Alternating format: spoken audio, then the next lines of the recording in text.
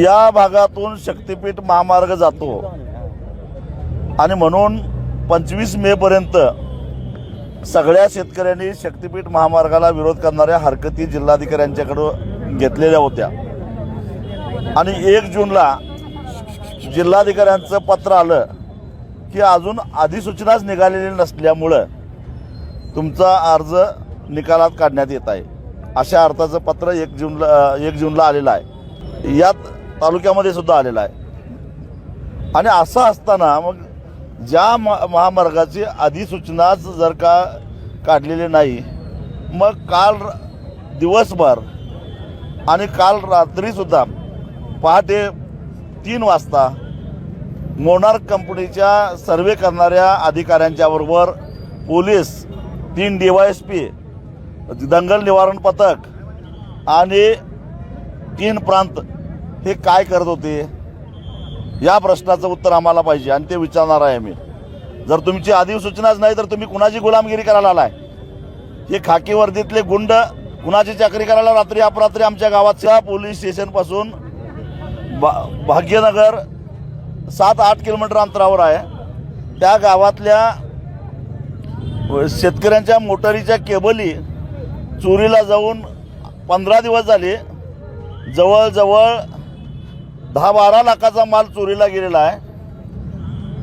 इथून 8 किलोमीटरवर जाऊन एकाही पोलिसाला चौकशी करावंसं वाटलं नाही आणि त्याच पोलीस ठाण्यातला पोलीस इन्स्पेक्टर पहाटे 3 वाजता त्याच गावामध्ये जातोय. लाज नाही का वाटत? या विटा शहरामध्ये आणि परिसरामध्ये ड्रग पेडलरनी हायदोस मांडलेला आहे. अंमली पदार्थांचा साठा सापडलेला आहे. जिल्हा पोलीस प्रमुख तुषार दोशी हे कार्यक्षम आहेत म्हणून इथं आणलंय. त्यांना काय मुख्यमंत्र्यांच्या विश्वासातले आहेत म्हणून आणलंय का आंदोलन चिरडण्यासाठी आणलंय? त्यांनी या अंमली पदार्थाच्या विरोधामध्ये काय कारवाई केली? किती पेडलरना मुसक्या आवळल्या? सातत्यानं 17-18 वर्षाची पोरं खून खराबा करतायत अंमली पदार्थाच्या अंमलाखाली. लाज वाटत नाही का पोलिसांना? आणि एका खाजगी कंपनीच्या संरक्षणासाठी तुमचे पोलीस रात्री अपरात्री आमच्या आया भगिनींना दमदाटी करतात, बघून घेण्याची भाषा करतात, धक्काबुक्की करतात आणि तुरुंगात सोडत पडाल अशी धमकी देतात. अरे इंग्रज तुमच्यापेक्षा बरे होते. परंतु हा सगळा परिसर क्रांतिसिंह नाना पाटलांच्या पत्री सरकारचा परिसर आहे हे त्यांनी विसरू नये. त्या काळामध्ये नाना पाटलांनी इंग्रजांच्या पायामध्ये पत्र्या ठोकल्या. आता हे काळे इंग्रज आलेले आहेत. वेगळ्या पद्धतीनं आम्ही सुद्धा पत्र्या ठोकल्याशिवाय सोडणार नाही एवढाच माझा त्यांना इशारा आहे. आता काय करणार? सर्वे अजिबात होऊन देणार नाही कारण हा एक शक्तीपीठ महामार्ग आम्हाला मान्य नाही आहे. आता कुठे चाललंय?